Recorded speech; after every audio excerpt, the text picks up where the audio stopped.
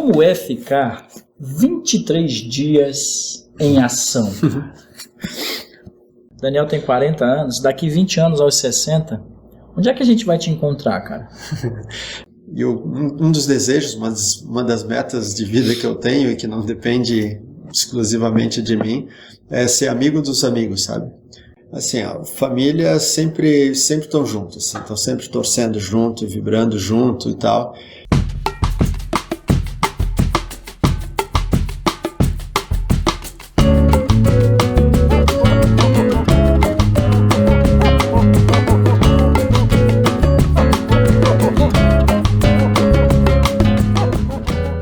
Pessoal, eu devo estar fazendo um trabalho muito bem feito aqui no Valor Entrevista, porque hoje, como eu sempre costumo dizer, a gente sobe um nível. Eu estou ao lado de um dos caras que tem o maior respeito da comunidade aí dos atletas. Ele é ultramaratonista, super campeão. A gente já está mais de 1 hora conversando aqui. E eu acabo descobrindo que ele é um dos principais nomes na América Latina e um dos 3 maiores nomes de resistência no mundo. Então hoje a gente tem aqui no Valor Entrevista a presença ilustre de Daniel de Oliveira, que acabou de me presentear com o livro dele, Destruindo o Impossível.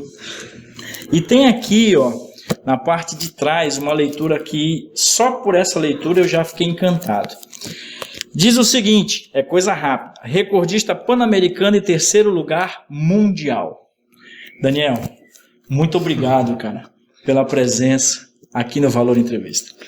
Eu que agradeço demais e, cara, obrigado, encheu minha bola aqui, deu moral pra caramba, obrigado. Eu fico muito feliz de poder te conhecer e trocar essa ideia com você e com o teu público também, e que se as palavras que a gente conversar aqui servirem para alguém melhorar um pouquinho mais a sua forma de viver e de enxergar o mundo, a minha missão está cumprida. Então, espero que seja de grande valia para vocês. Maravilha. Eu quero mandar um abraço para o nosso amigo em comum, o André, lá do Blumencast. Aqui a xícara do André, hoje em homenagem ao André.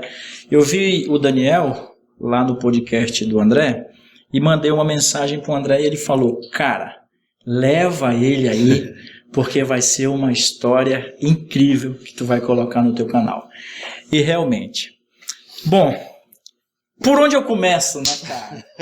Eu tô empolgadaço aqui porque assim, ó, eu sei que o tempo vai ser curto de tanta história que o Daniel tem, que remete ele à motivação e à superação também. Mas vamos lá, vamos começar do início. 2008 virou a chave. Isso. 2008 foi quando me acendeu uma vontade de fazer algo realmente grande, né? Algo realmente significativo, não só para mim, mas que pudesse irradiar e contaminar outras pessoas, né? Foi em 2008 que eu conheci a história de um grego naturalizado americano, que era o Dean Karnazes, que foi a primeira pessoa que eu soube na história que fazia corridas maiores do que 100 milhas, né? 160 quilômetros. E aí ele escreveu um livro, O Ultramaratonista. É um livro excelente, assim, para quem quiser conhecer a história, vale muito a pena. E nesse livro ele narrava uma corrida de 300 quilômetros até. A corrida mais longa dele até então era 300 quilômetros. E eu fiquei maravilhado com aquilo e pensei, cara, que coisa absurda, né? Mas uma máxima que eu sempre carreguei comigo é: se alguém pode fazer, o outro também pode, né? O que um homem pode fazer, o outro também pode. E eu pensei, e esse cara, ele começou a correr com 30 anos de idade. Nessa época eu estava com 25, 26, não lembro bem. E ele começou com 30, então eu já estava com uma vantagem.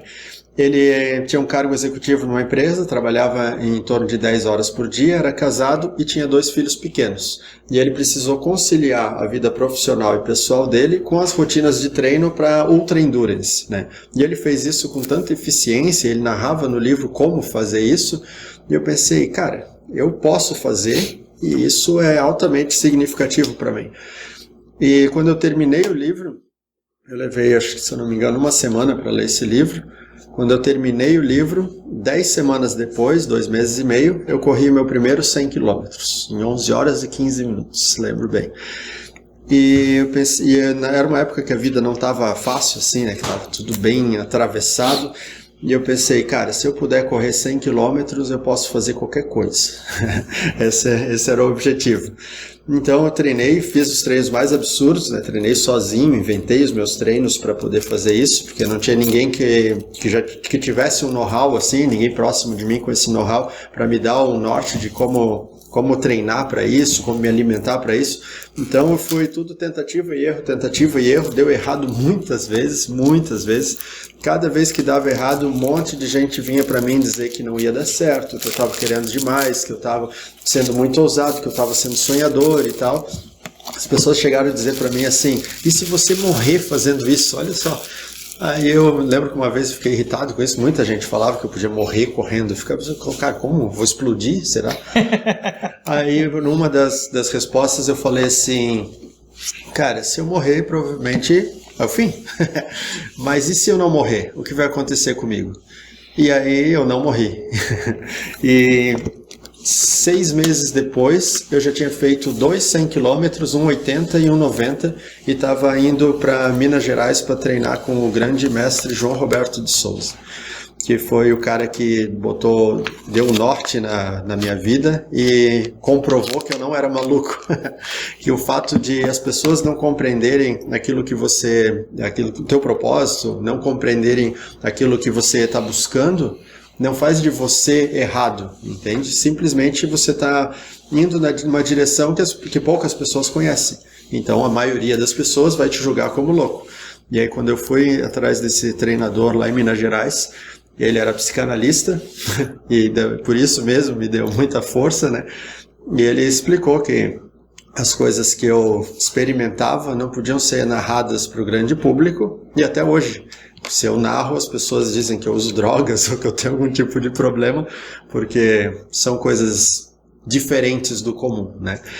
Então eu fiquei um pouco mais quieto em relação a isso, mas treinando cada vez mais, botando ordem na casa, e aí 9 meses depois que eu comecei a treinar, eu já estava indo para Mundial de 100 km já. E aí eu sempre entendi que eu podia ir longe correndo, mas nunca imaginei que eu pudesse atravessar fronteiras correndo, né? Sim. E aí estamos nessa até hoje. Aí eu quero que tu explique para quem está nos assistindo aqui no Valor Entrevista o que é destruir o impossível, cara.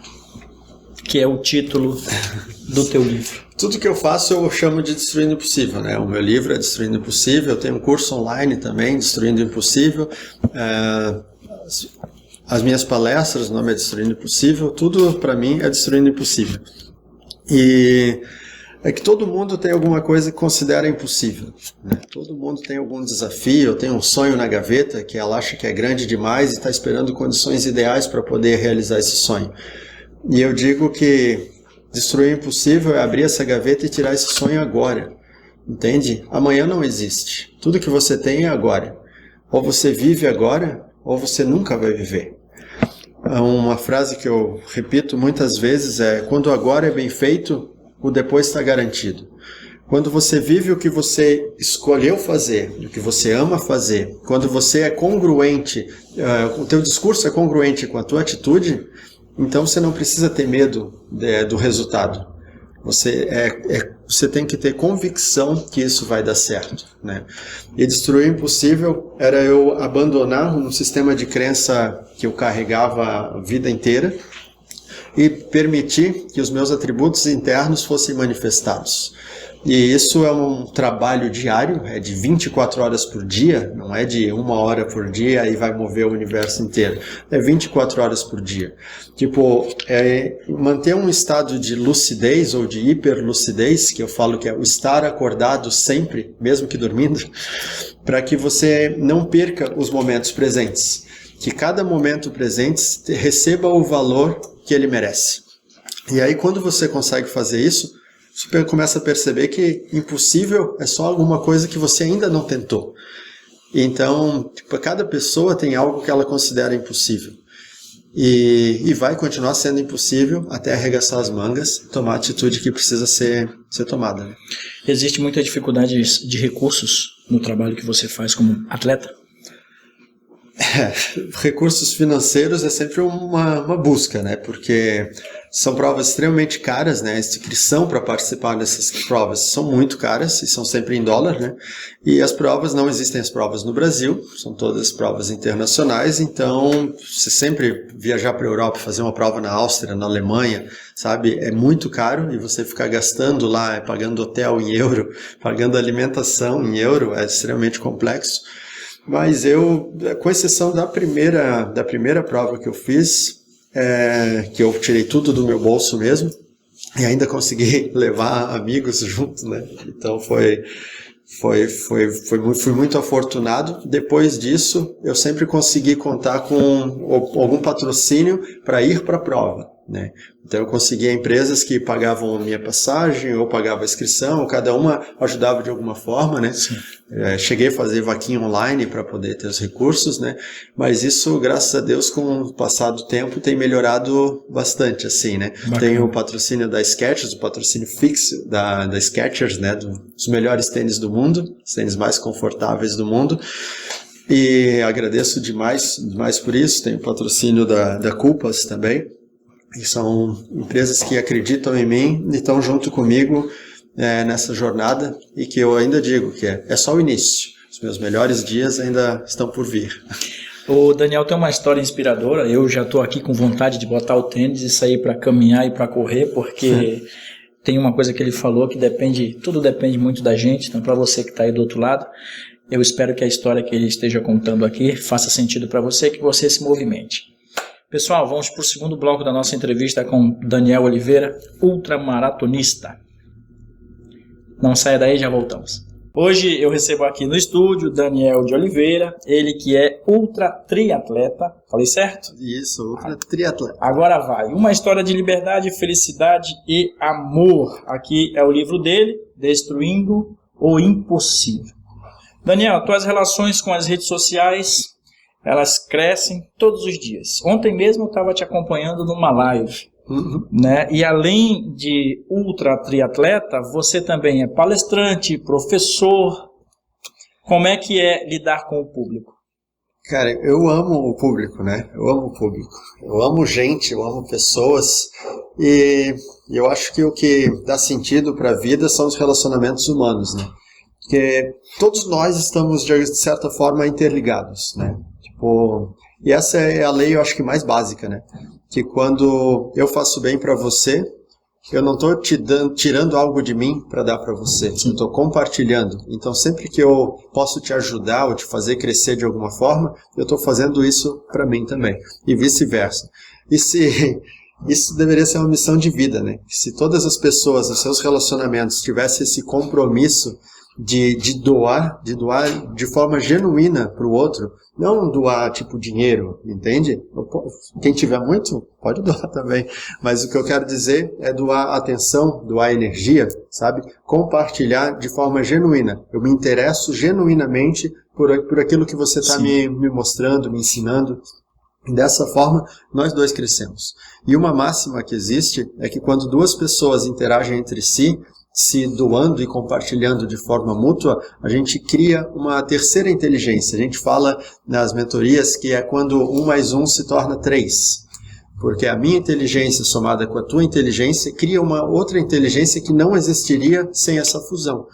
Então, dessa forma, é onde indivíduos comuns podem mudar uma sociedade inteira. Sim. Imagina se os nossos governantes adotassem isso para governar, que maravilha que seria. Com certeza. Imagina. Com certeza. Seria muito bem melhor aproveitado. Daniel, qual é a importância do fator psicológico para o trabalho que você faz? Essa é uma pergunta boa, hein?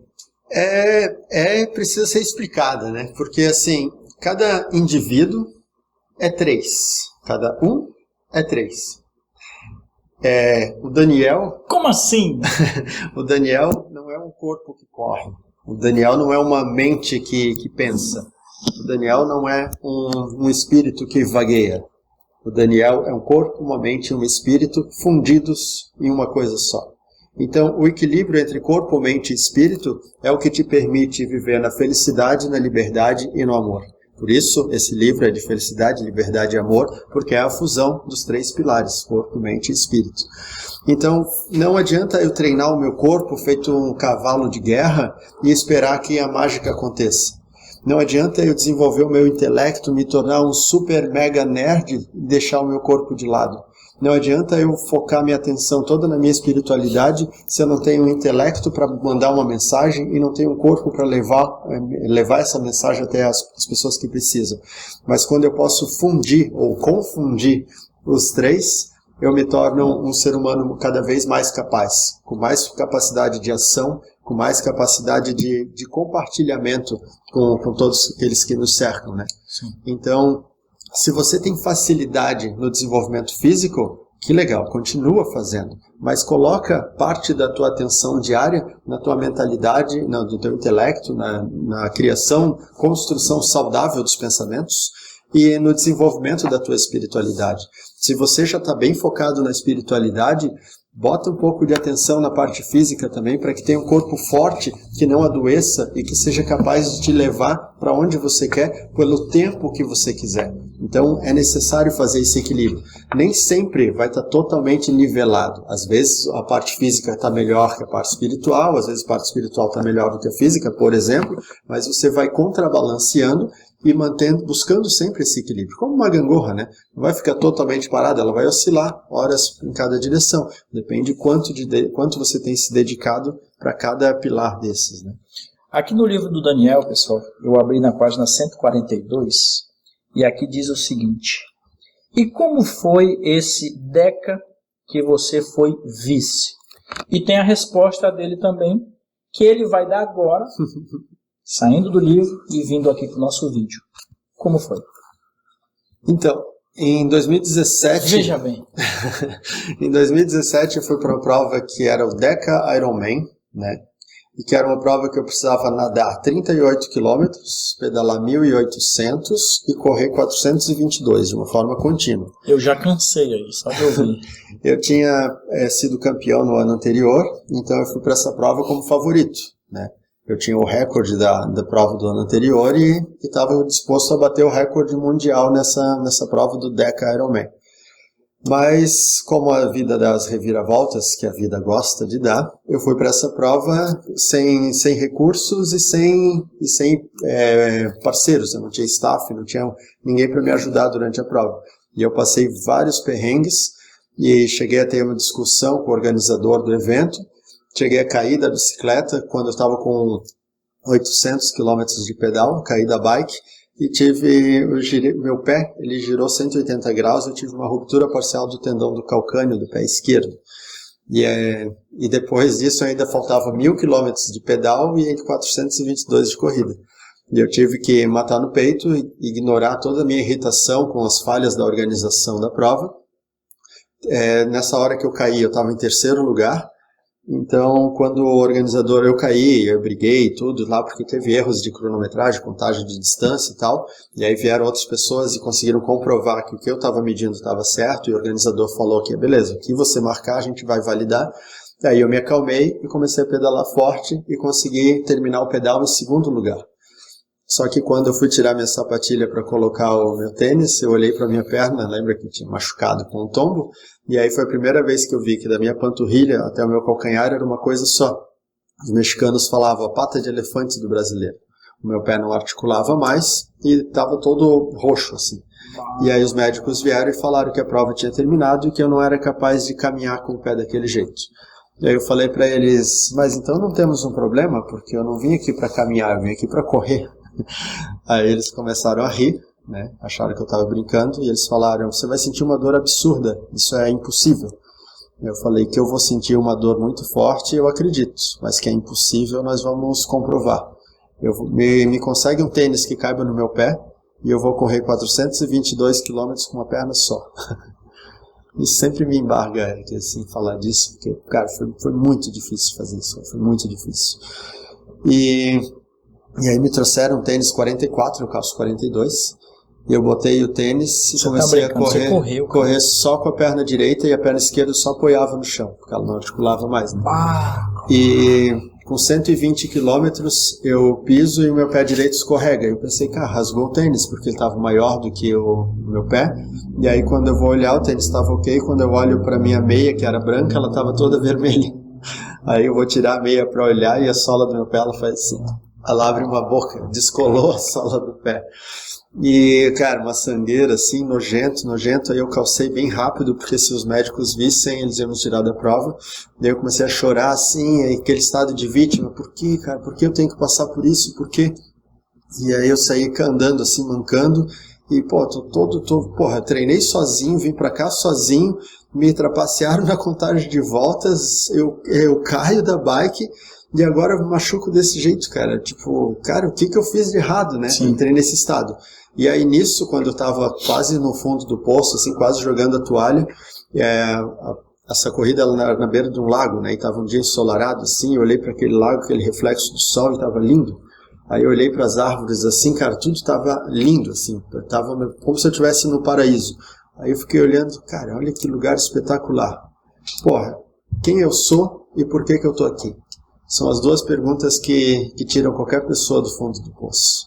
Quem eu sou e por que eu estou aqui? Quando você consegue lembrar de quem você é e a força do teu propósito, você consegue manifestar todos os recursos necessários para fazer aquilo que você deseja. E eu comecei a lembrar de tudo que eu tinha feito, lembrar de por que eu estava ali, lembrar que eu estava na prova mais difícil do mundo, enfrentando os caras mais fortes do mundo, e eu estava lá enfrentando coisas que eram muito fora da competição, e tudo que eu estava passando, eu só estava machucado. Não era um grande problema. O meu objetivo era muito maior do que aquilo. Tem uma frase do Henry Ford que eu adoro, que é: o obstáculo é tudo aquilo que você vê quando você tira o olho do teu objetivo. Então, o meu objetivo era muito maior do que aquela dificuldade que eu estava passando. E eu comecei a repetir: eu estou ótimo e eu posso muito mais do que isso. Isso aqui é só dor.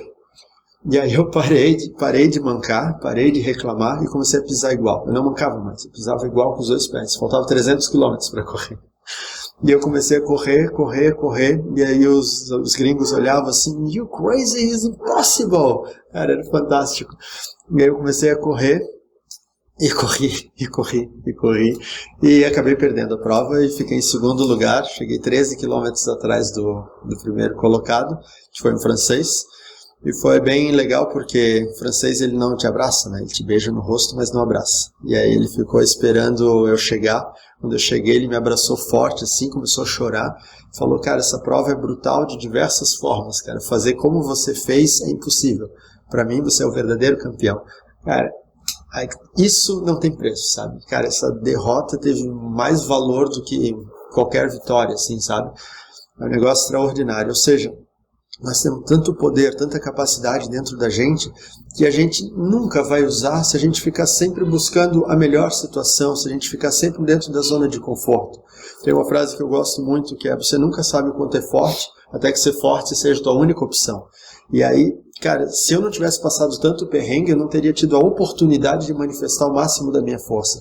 E eu tinha achado que eu era muito forte no ano anterior, quando eu venci uma prova com 4 horas de vantagem do segundo colocado. Eu pensei, cara, eu sou muito forte, mas o que eu precisei enfrentar para conseguir terminar essa prova em segundo lugar ali foi sem precedentes. Tanto que as pessoas vinham para mim depois da prova e eles falavam: a segunda coisa que é mais bonita de ouvir, né? A primeira é assim: você emagreceu. A segunda coisa é assim: não dá para fazer o que você fez. Isso é uma coisa que eu me acostumei a ouvir, porque eu já ouvi muitas vezes. Não dá para fazer o que você fez. Não dá para fazer o que você deseja. Não, é o que você já fez. E aí, cara, eu sou muito feliz por ter escolhido isso como estilo de vida e por eu criar essa oportunidade de manifestar esse melhor. Essa foi a prova que você perguntou. Acho que eu falei demais. Na verdade, é emocionante ouvir tudo isso, né? Porque às vezes a gente tropeça, cai e ali fica. Sim. Né?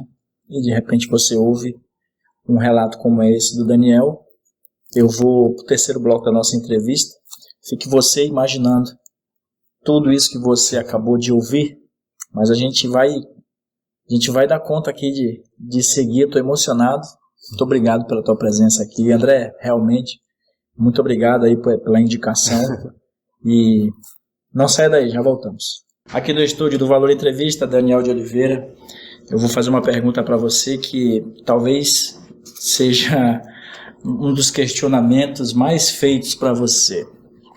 Como é ficar 23 dias em ação? É um desafio quase sobre-humano, assim, sabe? Todo mundo imagina que é difícil, né? Mas, por exemplo, fazer uma maratona já é difícil. Fazer uns 100 km é muito difícil. Correr 24 horas, né? 200 km é muito, muito difícil. Mas a dificuldade suprema está em quando você, por exemplo, vamos dizer que você tenha acordado hoje, acordou agora, e você não sabe quando você vai ter o direito de dormir de novo. Isso mudou totalmente o cenário, não importa o que você vai fazer. Simplesmente tirar o direito de dormir, por exemplo, mudou toda a figura da tua ação, a tua percepção da realidade, daquilo que você vai fazer. E nessa prova, por exemplo, foram 2 dias dentro d'água, sem sair de dentro d'água. Foram 11 dias sentado na bicicleta e 10 dias correndo. E o que eu falo assim, se eu tivesse que me perguntar antes disso, né, como eu me sentiria durante o percurso, eu não teria condições de responder. Mesmo eu tendo feito a metade disso, 2 anos antes, né, não teria condições. Então, o que eu fiz para poder encarar um desafio desse era abstrair o depois. Como eu falei antes, quando agora é bem feito, o depois está garantido. Como que fica 2 dias dentro d'água? Nadando 1 minuto por vez. Então eu não precisava nadar 48 horas. Eu nadava 1 minuto. Consegue? Óbvio que eu nado 1 minuto. Então nada mais 1. E agora? Consegue mais 1? Mais 1. E tu vai fazendo 1 por vez. Estado de presença plena. Quando você está presente no momento, você é capaz de fazer coisas extraordinárias. Se eu nadar o primeiro quilômetro pensando que ainda faltam 75, aquele 75 vai me engolir e eu vou me arrebentar inteiro. Mesmo fazendo desse jeito, eu já fiquei bem destruído. E depois para ficar 11 dias em cima da bike. A problemática de pedalar, por exemplo, né? Claro que são ritmos bem tranquilos, né, pessoal? Só que você começa a arrebentar tanto os teus músculos, tanta ruptura de fibra muscular e dores que não cessam. Uma coisa é sentir dor durante 1 hora, durante 10 horas, durante 20 horas. Outra coisa é durante dias, durante 11 dias. E a problemática é quando você está com fome, está com dor, está com sono e você está num breu total. Porque lá, quando da meia-noite até as 5 da manhã, não tinha luz. Eles apagavam tudo, tu ficava só olhando o foquinho do farol da bike. Então era o breu total e você seguindo aquela luzinha assim. E a tua mente vai para estados tão profundos que tu acha que tu está realmente perdendo a sanidade. E você não sabe mais quantos dias você já está ali. É extremamente complexo. E quando a tua mente silencia pela escuridão, pelo cansaço, pela entorpecência do sono, por exemplo, as tuas emoções começam a subir. E o problema de quando as emoções emergem é porque elas nunca emergem sozinhas. Elas trazem todas as memórias, aquelas memórias que tu tentou guardar lá no porão, as memórias que tu tentou fingir que já tinham sido superadas, começa a vir tudo à tona. E aí no meio da madrugada eu me pegava gritando e chorando. Cara, era terrível, terrível, terrível. E depois na corrida a mesma coisa, na corrida com 200 km de corrida, eu tive um surto assim que eu não sabia se eu era capaz de continuar e meu corpo começou a entrar em catarse. E eu não sabia como reagir daquilo ali. Aí tiveram as pessoas lá, os amigos durante a prova, os outros atletas, que me trouxeram de volta, me botaram de volta na prova. Surreal. E um negócio bem absurdo, que depois de 3 semanas de ação, sentindo dor e enfrentando os meus próprios demônios durante 3 semanas assim, muitas pessoas perguntavam da minha felicidade em cruzar a linha de chegada. E eu já tinha ficado feliz em muitas outras provas que eu terminava assim muito feliz, sabe, eufórico assim de feliz. E nessa prova, depois de ter ouvido gritos na minha mente durante 3 semanas, quando eu cruzei a linha de chegada, o que eu senti, que foi a primeira vez na vida, foi o sentimento de paz. Foi um silêncio, uma calmaria assim, cara, sem precedente, um estado de graça e plenitude inigualável. Então foi foi de longe a experiência mais intensa que eu já tive, assim. E eu quero fazer de novo uma prova dessa. Eu preciso fazer de novo uma prova Então, dessa. eu vou te fazer, antes da nossa última pergunta, eu vou te fazer uma pergunta que é o seguinte: aonde é que a gente vai encontrar o Daniel? Porque o Daniel hoje tem 42 anos, é isso? 40 anos, quem tem 42 sou eu, burro.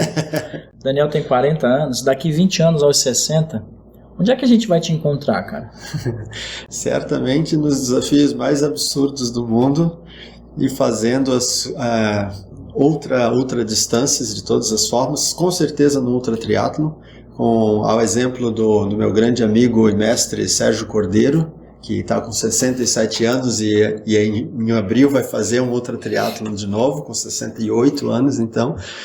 E o ultra triatleta com maior idade que eu conheço, que eu conheci, né, que eu competi com ele, foi o Guy Rossi, um francês também, que tinha 69 anos e fez o DECA aqui em 2017 junto comigo. Nossa. Com 69 anos, ele nadou 38 quilômetros, pedalou 1.800 e correu 422, com 69 anos. E ele não era na faixa etária dele, era competindo comigo, de igual para igual comigo. Então, esse é o tipo de longevidade que eu desejo para mim. Uhum. Eu tenho uma meta pessoal de vida que eu quero comemorar o meu aniversário de 100 anos de idade correndo 100 quilômetros. 1 quilômetro para cada ano de vida. Nunca fizeram isso, né? E eu quero provavelmente ser a primeira pessoa a fazer isso. Isso é uma meta de vida e eu tenho certeza que eu vou buscar. Família, amigos, apoio, como é que é essa rotina? O pessoal está do teu lado? Eu fico curioso porque a gente é abandonado por tão pouco, né, gente? Tem gente assim, não tem dinheiro, já exclui o cara. Tu imagina o estado mental para fazer todas essas atividades? O pessoal tá contigo, cara? Assim, a família sempre estão juntos, estão sempre torcendo junto, vibrando junto e tal. E com amigos o negócio é um pouco mais complexo, isso eu nunca falei.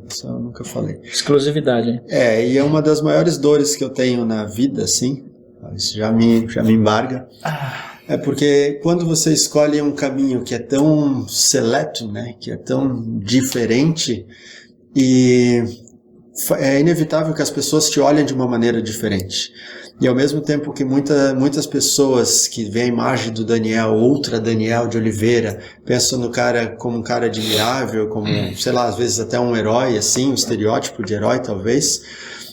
Muitas pessoas, simplesmente se afastam porque não entendem, sabe? Aquela ideia do que o bizarro assusta, né? E gera esse afastamento. Uhum. E aí, uma das dores que eu tenho é de pessoas que eu queria que estivessem perto, não se aproximam porque não querem ter, uma comparação, assim, sabe?